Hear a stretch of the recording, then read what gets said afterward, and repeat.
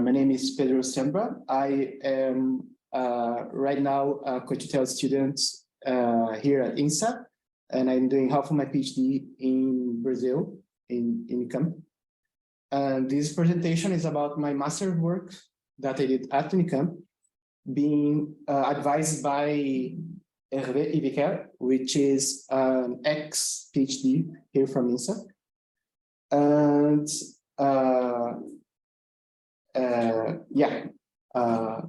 here we go. So the idea of my project was to bring together two areas of research that have been historically kind of diverged, which is Dataflow, which is, I think everybody here is very familiar with. Popular in the field of signal processing, very good for representing the parallelism of applications.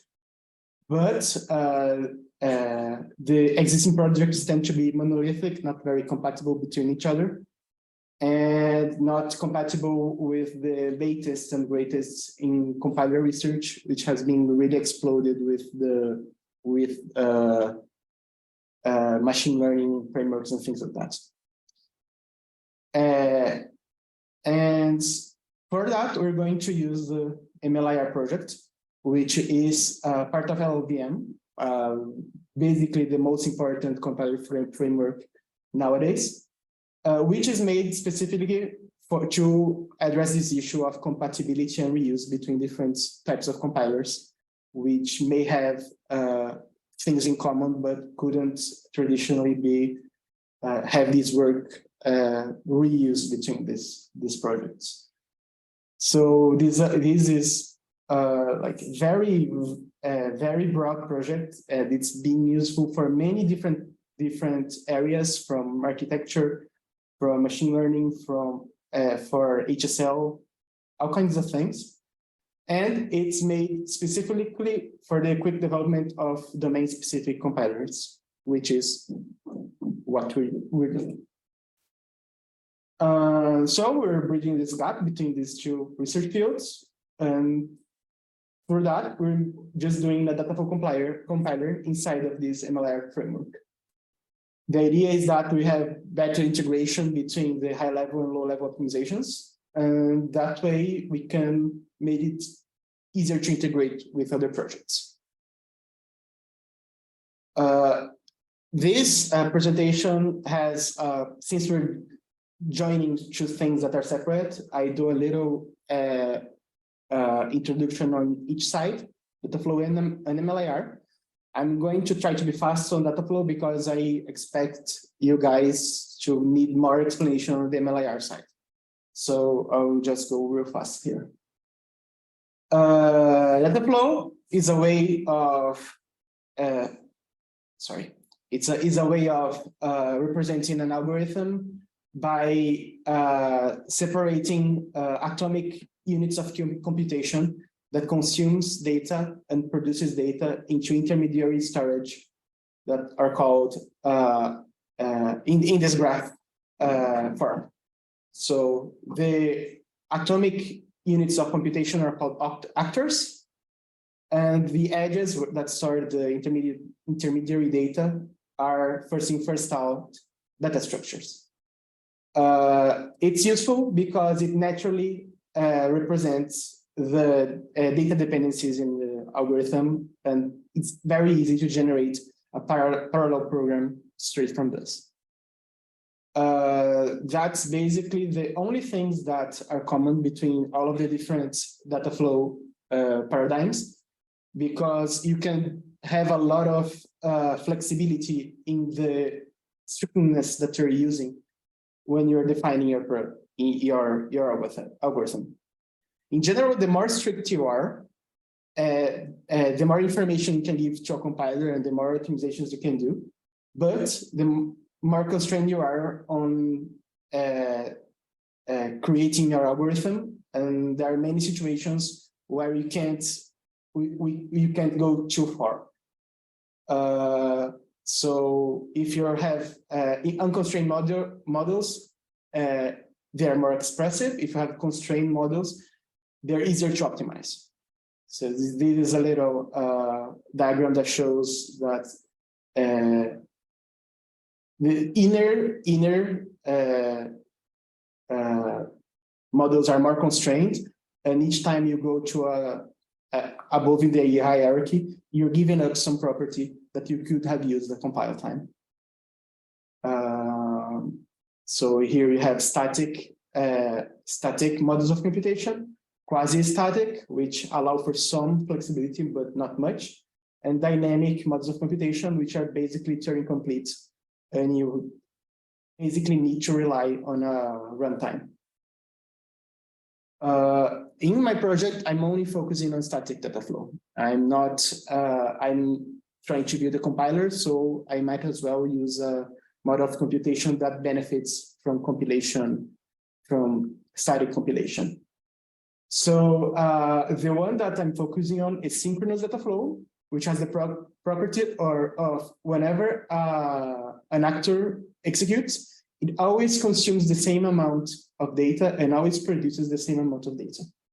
So this way, the schedule can be generated statically and independently, not depending on the actual data that's being processed. One consequence of this restriction is that not all graphs are possible to execute. Some of them can cause deadlocks or starvation of actors, and that's no good. So we call this an admissible graph. In this example, for instance, each time graph B executes, graph D executes exactly the same amount of time, because graph B, actor B, produces one token here, and actor D consumes one token here, so that's okay.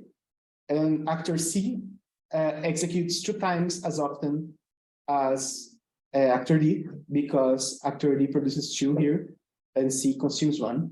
And this is the same ratio that happens in this path directly from B to C. So this is okay. No edge here is going to fill up or become empty when it shouldn't be empty. This is okay. But this is not okay if you change this rate here from 2 to 1. Now C needs to simultaneously have a 1-to-1 relationship and a 1-to-2 relationship. And that means that no matter what schedule we figure out here, we're gonna either have a queue filling up or being empty before it should. So this is bad. And we can detect this at compile time just by going over the graph and finding out the cycles and checking them for these ratios. This is something that you can do in dynamic data flow.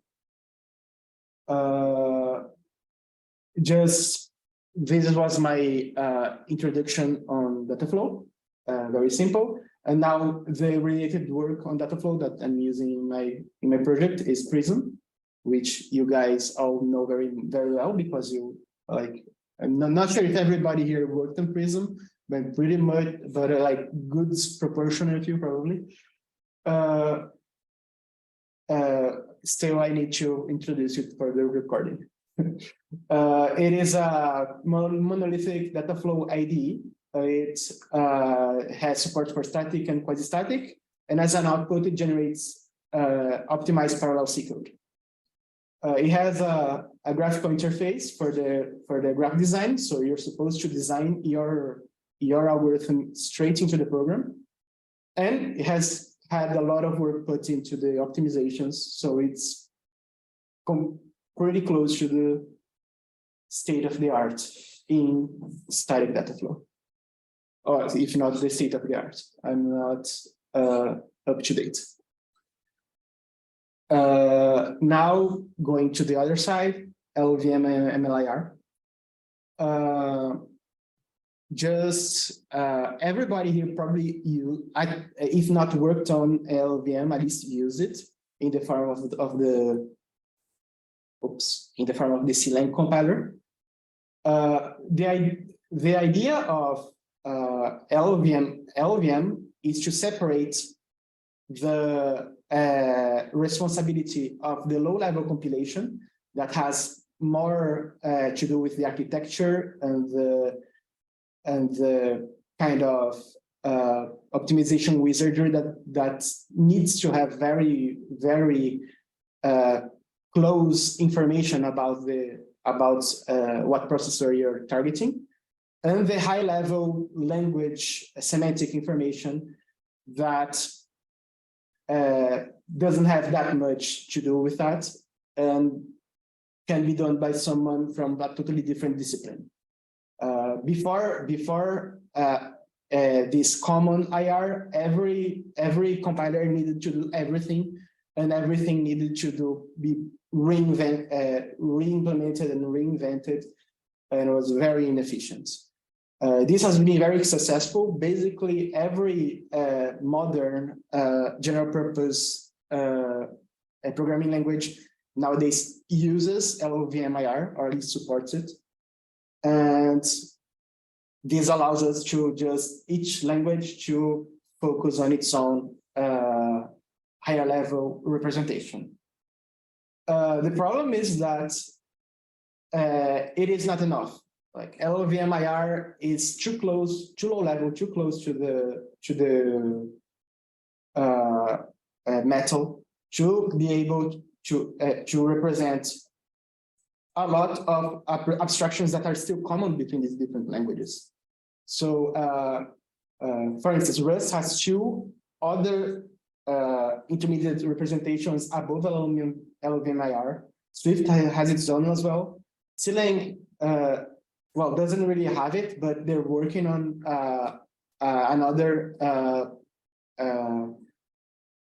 patronized intermediate representation above LLVM IR. And all of them have a lot in common. All of them have abstractions such as classes and types and that kind of thing that doesn't really exist in the assembly level, but has a lot to do with each other, and they can't reuse each other's work.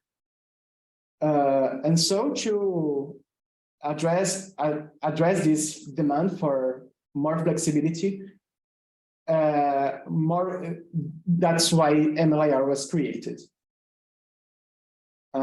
So here I have this big box that is MLIR, where we can feed it any kind of source code. All of the intermediate representation work is going to happen inside here, and that can have independent converters that emit LLVM IR, or maybe it emits GPU code. Maybe it could even have a HSL pipeline inside that emits hardware code for FPGA. And how does that work? Well, it works by separating the different disciplines in dialects. So the idea of a dialect is it's the definition of an intermediate representation that is defined in the same language and with the same semantics of all of the others. So they can now exist in the same place. They can now use the same algorithms for graph traversal and symbol lookup and hierarchy. All of the things that they have in common, they can happen together. And most importantly, you can delegate. You can have information that survives as long as needed, and for as many levels of as many levels of abstractions as you need, and you can treat that in any order you want. So as an example, you can have some C++ loops that can be transformed into an affine loop, which has a linear mathematical definition for its bounds. That can be transformed into a structured control flow loop, which is our traditional C loop, where you have a bounce check and increment that can be anything. Then that can be transformed into control flow, label and jump based control flow, which is what the shape that a traditional assembly code expects. That can be transformed into like legacy LLVM and go to whatever existing compiler accepts LLVM. But at the same time, we can take this affine code and reuse it to transform that into GPU code. Or maybe you can have we can have a machine learning model and transform that into the affine code. And if we don't have to redo everything else, we can just make use of the transformations and optimizations and passes that other people have already done. So, as you can imagine, this is very powerful as a standard for the compilation community. And so this was my introductions. Now about my project itself, IaRa, which is my compiler. So I defined one of those dialects specifically for the Dataflow abstractions. So I create operations that define edges and actors and ports and parameters and everything that's needed for a static Dataflow. I implement a very simple scheduler, single core, ASAP. I'm not trying to break the state of the art here with my scheduler, and it's just a proof of concept. And the idea is that I'm going to take this graph and transform it through a MLIR pass into a list of function calls and a memory offset of a global buffer.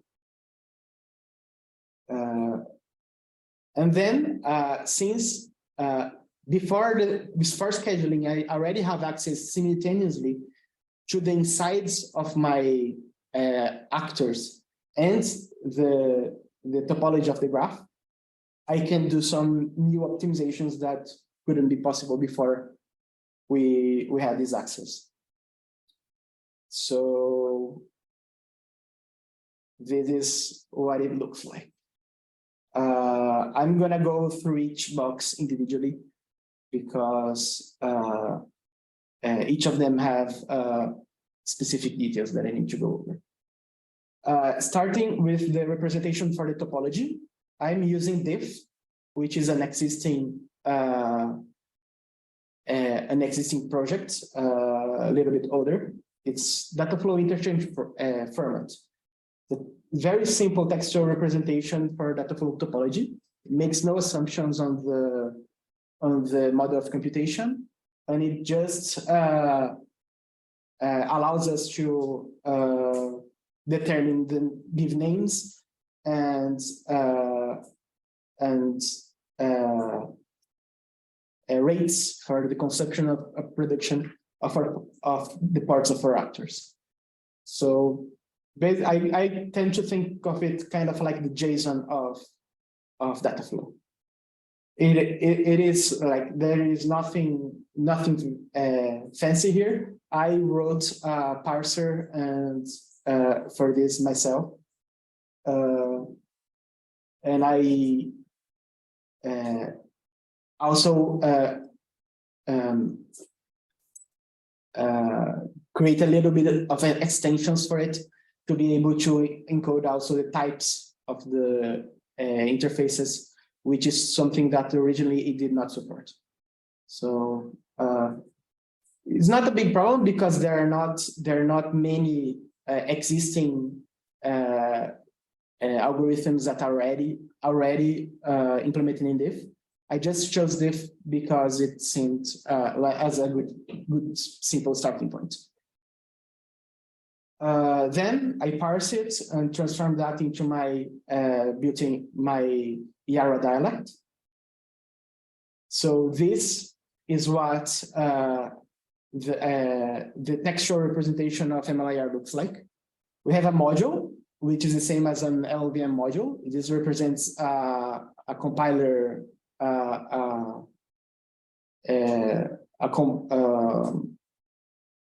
what's the word? A compiler before linking. So we have all of our objects here.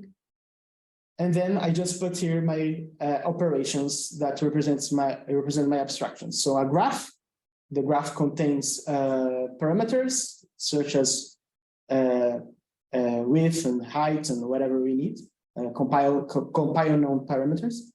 We have our kernels, which are references to the implementations of our actors, which can just be a function. We'll have our nodes and have our edges, which connect our nodes to our nodes parts, outputs to inputs. Then on the actor side, we take the implementations in C, and to transform that into MLIR, we use Polygeist, which is a C compiler written in MLIR, which is has the best C front-end existing currently. Polygeist is the main feature of Polygeist is its advanced polyhedral optimizations, but we're not using that. We're just using the C front-end to transform our actors into MLIR. So this is necessary if you want to do more our optimizations later that need the internal information of our actors. So here we have our original C code, which is a function that takes a black and white image and transforms that into RGB format. Here we have the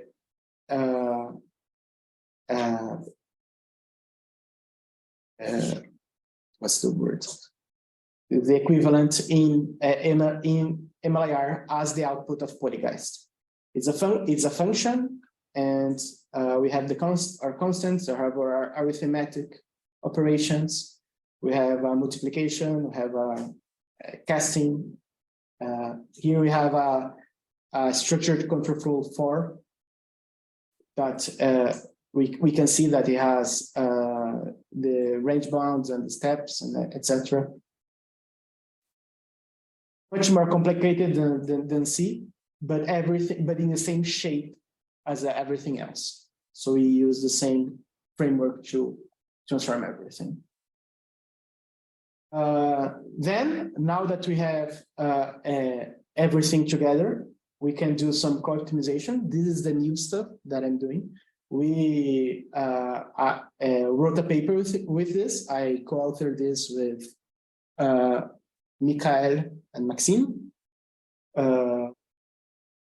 Thanks for the help, by the way.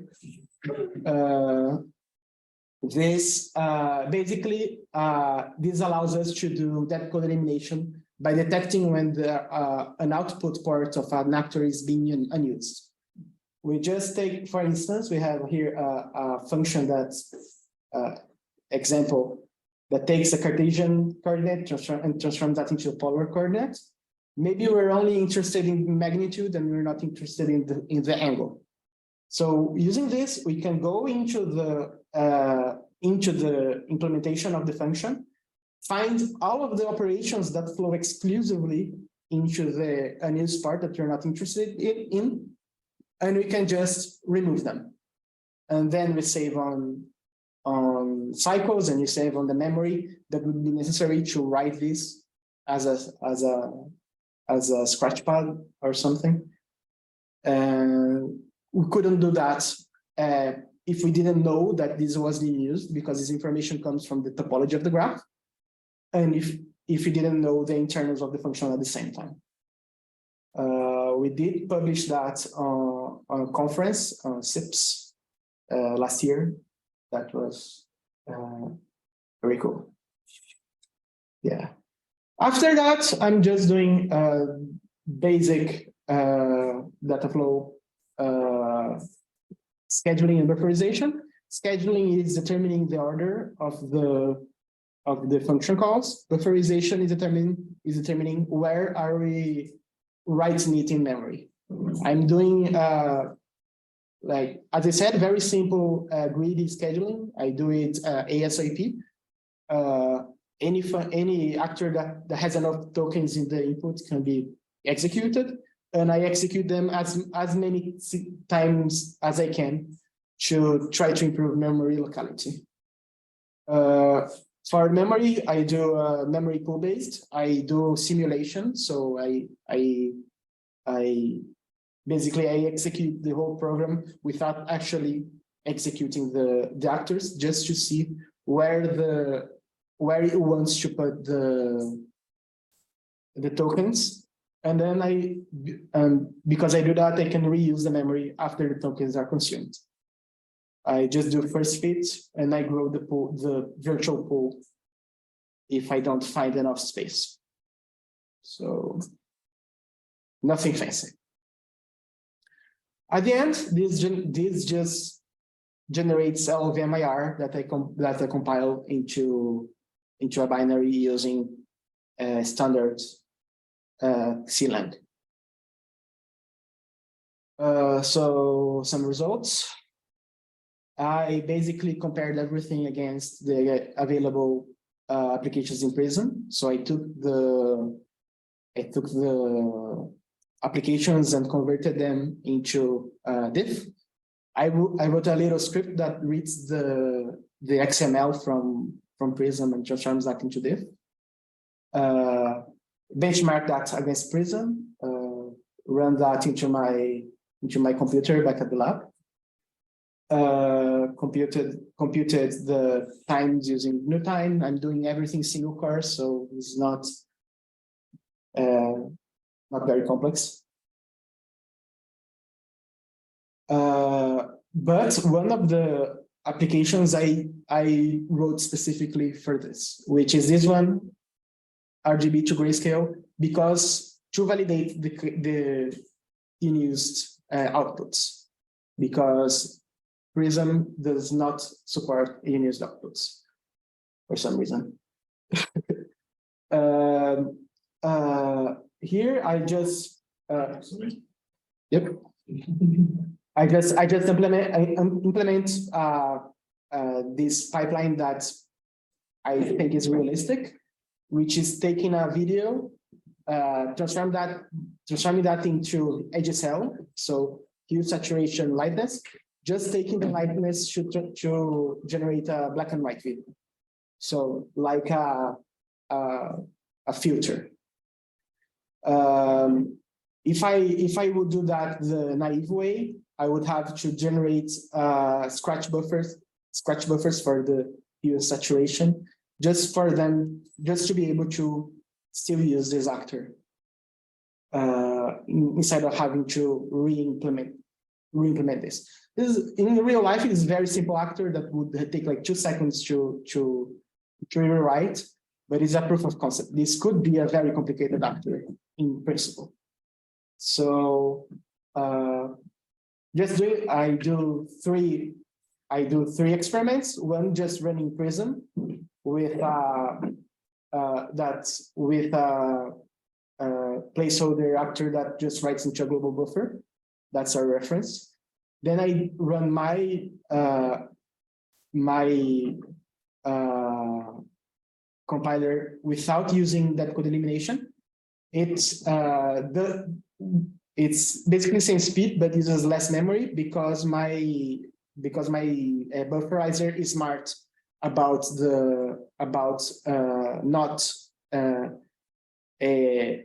not using consuming space for inside of the FIFOs if the FIFOs are unused. So in the simulator, uses the tokens, but immediately frees the space in the memory pool. And then with that code elimination, I actually get a little bit faster because I'm not doing as many cycles, and I only use a third of the memory, which makes sense because I'm only using a third of the input here. Then the rest is against the actual implementations provided by Prism. Here's the Sobel filter. Very simple implementation. Here, the actor is monolithic. It does everything together in a simple function. There is not any freedom here to try different things with the scheduling. So we get basically exactly the same performance. Now we get do the swimmer detection implementation that tries to find the guy and draw a box around him. A little bit more complicated, more nodes, more lines of code. I don't do that code elimination here because here I'm just validating the basic flow. I use more memory and somehow I get a speed up. I don't know how to explain this. I did, and like I think that maybe I shouldn't delete this this slide from the presentation. But I just speculate that this has to do with some overhead from Prism, because Prism is assuming that we're generating a multi-core implementation. So I didn't check. Now we have our final application, which is SIFT, Scaling Variant Feature Transform. This is a big application. Like it has hierarchy, it has many lines of code, it has lots of broadcast nodes. This I did not do as well. I'm only doing half as fast, and I'm using 4 times more memory. Makes sense because I'm not doing any of the very complicated optimizations that are done in the original. But this was a good thing to test, because this made me work a lot harder on the automatic script that translates Prism into diff, because there is no way that I was going to write all of this by myself. So okay. In conclusion, it works. That's already impressive for me. For as far as we know, this first thing that compiles C and SDF at the same time, developed by just me in 1 year, which is, I think, impressive for a whole compiler. Already works with existing things. Still single core, but wouldn't be very difficult to extend, because there's already so much work in multi-core inside of LLVM. Like to create a multi-core scheduler just using OpenMP would be like very easy. Demonstrated the co-optimization path. Got a paper accepted, and like there's lots of potential things to improve. So I think this is a good starting point for many different things. So yeah, that's it. Thanks.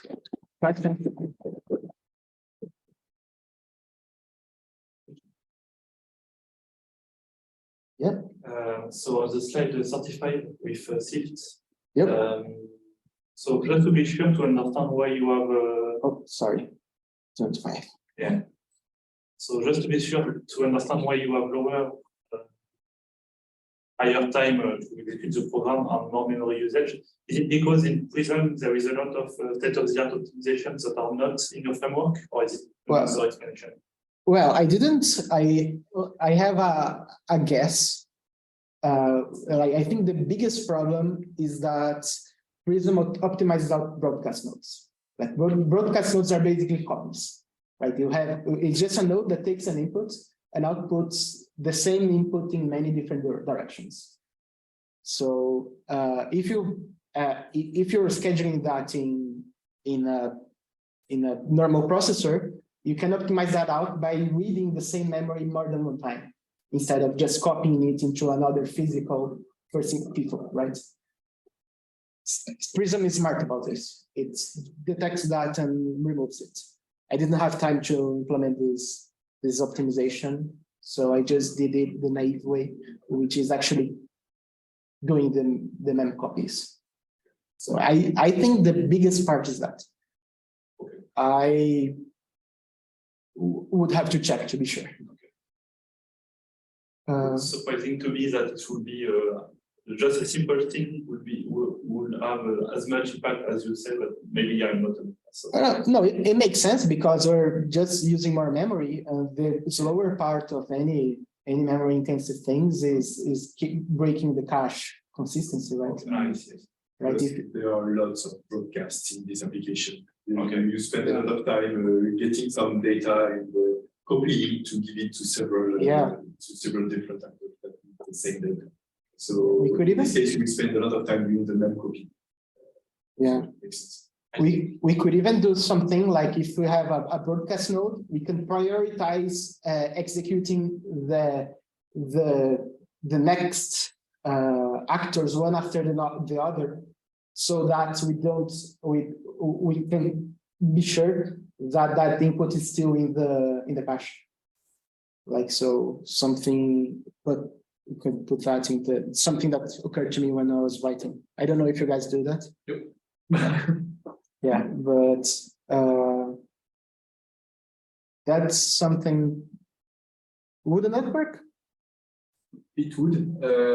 If you go multi-core, it's a bit more complex because then you need to make sure that if this constraints becomes too strong, then you tend to serialize the execution of the broadcast on one core, and it would not be good. So you would still need to make sure that you can program the consumers of the broadcast on different cores. And then if you have enough to have several consumers on a given core, then it's a good thing to schedule them one after the other. But I would say on most applications, maybe not that sick, but on most applications, this happens quite naturally. Usually, just right after the broadcast, you have the parallel section, the parallel part of the code. And so if you have enough execution of these actors, then naturally they will be scheduled on one after the other. But still, we don't simulate what happens in the caches at the moment in Prism, and it would be a way to improve the schedule a lot. Yeah. So this cache aware optimization in the early stages of production.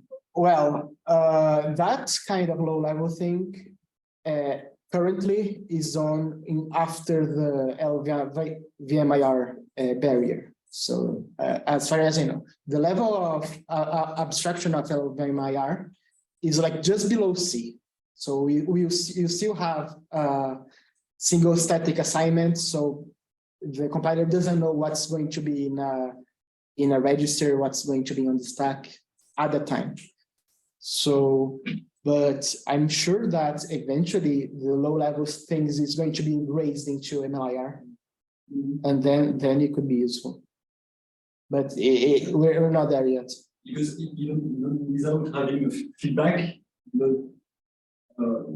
if you know the size of the cache at the different levels of the cache, and then you have a control of the full graph, merging an actor, or ways of sending data around, maybe. Yeah, but just until that level of abstraction of LLVM. you don't have yet access to the register's information in the cache, I think, that kind of thing. And if the cache are so complex and so risky that even people who have tried that and they build their hierarchy exactly to fit the cache, so define the different level, they just do run that on the actual processor because it's just inscrutable. Like all the Apollo compiler, for example, is doing guiding at multiple level, and they got everything in line and just keep the parameter for runtime because they have no idea how the cache is going to behave. The microcode is a black box, right? Yeah. We don't know, and you don't know if it's going to still be the same thing in 3 years, because maybe one of Intel's engineers goes crazy and does some. And you don't even know how it is working today, because Intel has not published how their caches works. You have to do some reverse engineering to try to understand. Both microcode and yes, the cache stability, loading and unloading. Could work for RISC-V though. Yeah, and there is I think LLVM already has pretty good support to RISC-V. Yep. Do you foresee any other possible work or optimization that could be done by in this framework, and I mean by having the knowledge of what's happening inside the actors on top of what's happening between actors? Well, yeah. The obvious thing is doing actor splitting and clustering, right? Since you have this information, suddenly the barrier between actor and graph becomes like arbitrary. Like you can do like the equivalent of inlining in a normal computer. You just can just treat a single instruction as an actor, and that's. And do this like kind of holistic scheduling where you determine you choose where you're gonna do the stack frame whenever you want.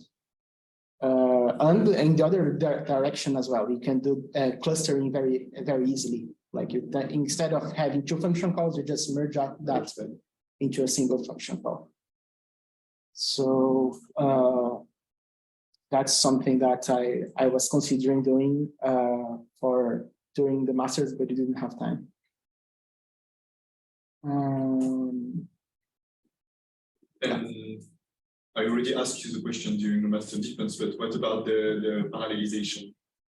Would it be easy to do the multi-core scheduling in MLIR? Yes. Support for this? Yeah, I as I was mentioning, like a lot of different parallel. There is different ways of parallelizing the MLIR, right? You can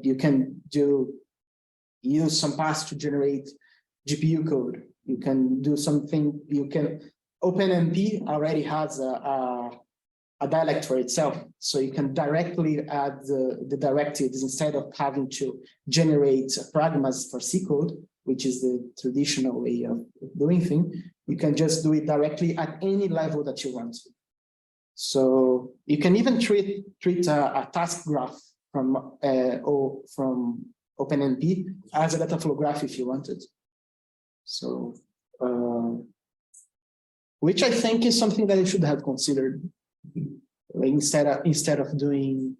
Instead of creating your own dialect. Instead of creating my own dialect, yeah. But this is actually like it's still being discussed. There are other projects in Dataflow that are using MLIR now, and we've been actually having interesting discussions in the MLIR forum about what's the proper way to represent Dataflow in MLIR. If you use the OpenMP task dependency graph, it will be a DAG. No? It won't have the box with the production and consumption rates. It is slightly different, yeah, but I'm not sure if it allows for feedback loops. Also, probably not. Yeah, but could be an extension, right? There is no MLIR explicitly has 2 modes to represent a graph.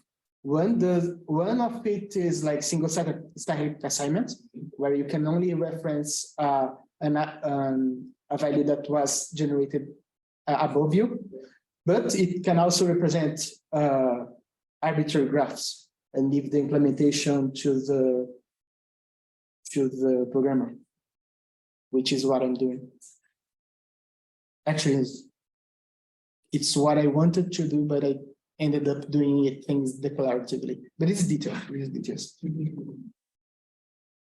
Any question online? If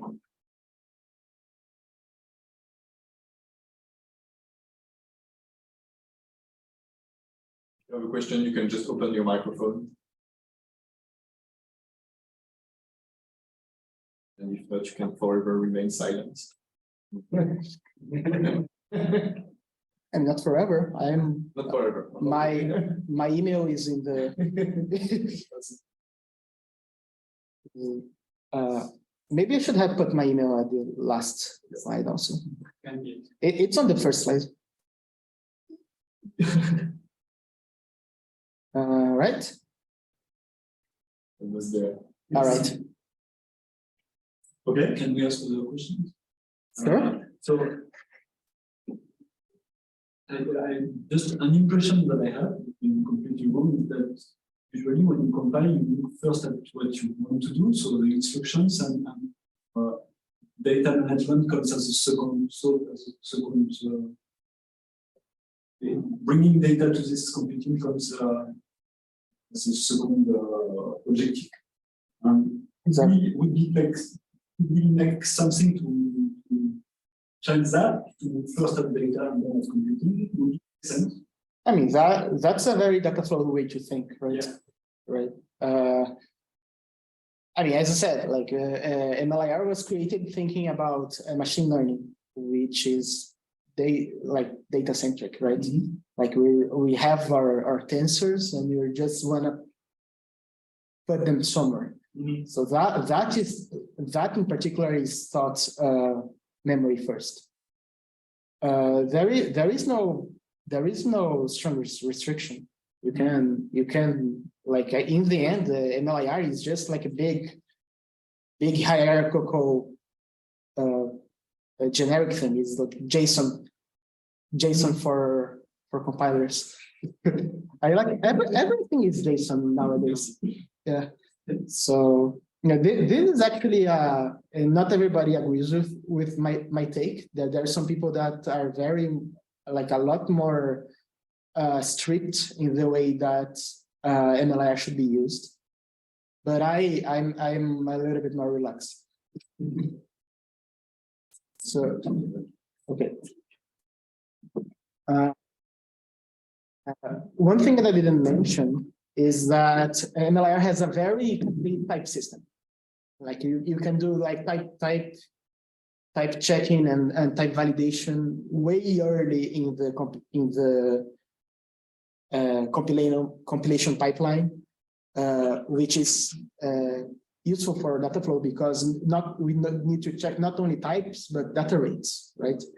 And for more complex models of computation, such as binary, where the rates depend on maybe a specific input, we can also encode that as a type and determine if it's valid or not. That's something that MLIR is very appropriate to use, because typing systems are always have the same features, and everybody does them in a slightly different way, which ends up being incompatible.